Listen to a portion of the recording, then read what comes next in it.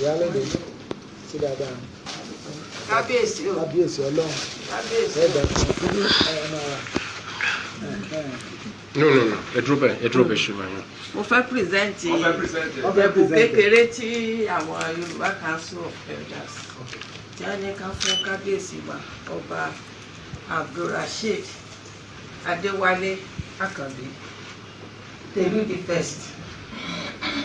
Ní orúkọ mo kí yín mo dẹ̀ kí gbogbo àwọn olóyè àti ọba tí wọ́n wà níkàlẹ̀ ẹ ṣe kú àdúrótì o Olúwa náà máa dúró tì yín o ẹ ní ṣìṣe o ìlú wa yóò tó máa gbòòrò sókè ní o àlùbáríkà kò ní kúrò lọ́dẹ̀ kankan wa o àlàáfíà yóò jọba nílé wa iṣẹ́ ìgbésẹ̀ wa kò ní gbá aráyé nù o ẹ ṣe àdúpẹ́ o àwọn ọkọ̀ gbogbo ìlú wa náà.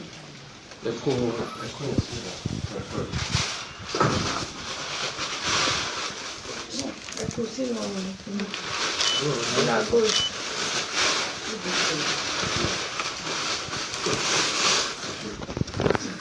ẹ ṣe pọ̀ mọ́ God bless you.